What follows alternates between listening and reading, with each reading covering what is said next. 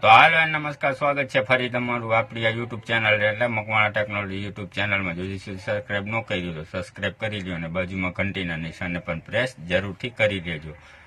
જે લોકોને એસઆઈઆરના ફોર્મ ભરવામાં તકલીફ થઈ રહી હતી, આજે આપણે મારા ખુદના ફોર્મ તમને બતાવું કે મેં કઈ રીતે ફોર્મ ભર્યા છે. એ જ રીતે તમારે પણ ફોર્મ ભરી લેવાના. ઘણા મિત્રોની કોમેન્ટ એવી આવી હતી કે ફોર્મ ભરવામાં તકલીફ થાય છે, તો જોઈ લીજો આખો વિડીયો.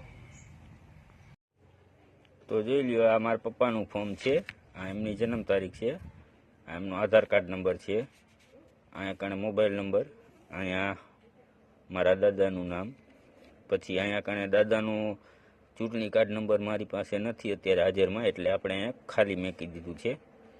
અહીંયા મારા દાદીનું નામ છે, અહીંયા એમનો ચૂંટણી નંબર નાખવાનો છે પણ આપણી આગળ નથી એટલે બાકી રાખી દીધું છે.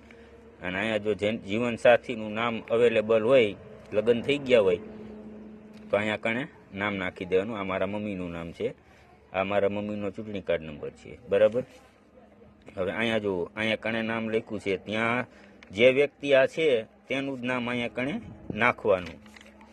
પછી અહીંયા કણે તે પોતે છે તો અહીંયા પોતે નાખવાનું, બધું અહીંયા પોતે છે. અને અહીંયા કણે એનું એડ્રેસ નાખવાનું, એટલે કે રાજકોટ ગુજરાતને અહીંયા કઈ વિધાનસભા લાગે છે એ નાખી દેવાની વિધાનસભા. અહીંયા કણે ક્રમાંકમાં જે લાગુ પડતું હોય અનુક્રમને એ બધું. હવે જો આ છે મારા મમ્મીનું અને આ છે મારું ફોર્મ. હવે જો મારું ફોર્મ હું તમને બતાવી દઉં કે મારું ફોર્મ કઈ રીતે મેં ભરેલું છે. જો સેમ ટુ સેમ જ અમારી જન્મ તારીખ છે, અમારો આધાર નંબર છે, અમારો મોબાઈલ નંબર છે. અહીંયા કણે અમારા પપ્પાનું નામ છે, અમારા પપ્પાનો ચૂંટણી કાર્ડ નંબર, પછી અમારા મમ્મીનું નામ, અમારા મમ્મીનો ચૂંટણી કાર્ડ નંબર, અમારા ઘરવાળી એટલે કે મારી પત્ની એનું નામ છે, આ એમનો ચૂંટણી કાર્ડ નંબર છે. જો આજે લગ્ન થયા હોય તો આ બે લીટી ભરવાની થાય, નકર આ લીટી નહીં ભરવાની, મૂકી દેવાનું. અને અહીંયા પપ્પાના નામમાં ને મમ્મીના નામમાં કે જો તમારા પપ્પાનું હોય તો દાદાનું ચૂંટણી કાર્ડ હોય તો જ નાખવાના, નકર નહીં નાખવાના, નકર ખાલી દાદા દાદીનું નામ લખી નાખવાનું.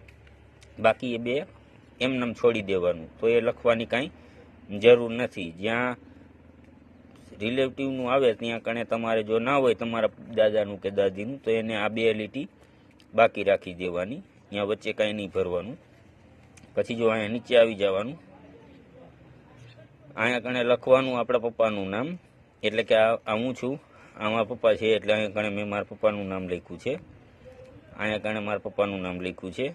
એટલે આ શું હું થાવું એને રિલેટિવમાં, તો કે પુત્ર, એટલે આ મારા પપ્પાનો હું પુત્ર છું, એટલે અહીંયા કણે લખ્યું છે. જો આ મેરાભાઈ છે એનો આ પુત્ર થાય, એટલે કે આ મારા પપ્પા છે એટલે હું એનો છોકરો થયો એટલે અહીંયા પુત્ર લખ્યું. અહીંયા મારું એડ્રેસ લખ્યું છે, ગુજરાત 15 વાંકાનેર વિધાનસભા, અનુક્રમ આ ભાગ નંબર અને અનુક્રમ નંબર આ વિધાનસભા નંબર છે.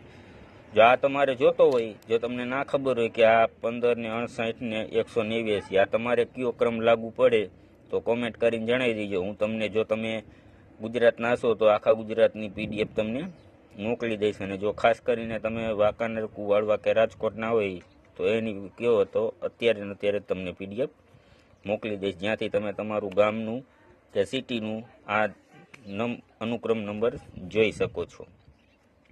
જો આ વિડીયો સારો લાગ્યો હોય તો વિડીયોને લાઇક કરી દીજો, ચેનલ ઉપર ન હોય તો સબસ્ક્રાઈબ કરતા જઈજો આવા જ અવનવા વિડીયો જોવા માટે. આને હું અત્યારે થોડું આમ બ્લર કરી દઈશ, કારણ કે આમાં મારી ઇન્ફોર્મેશન બધી આપેલી છે પર્સનલ, એટલે હું આ આખી નહીં દેખાડી શકું, એટલે આટલું આમ બ્લર રાખીશ. એ બદલ માફી માગું છું.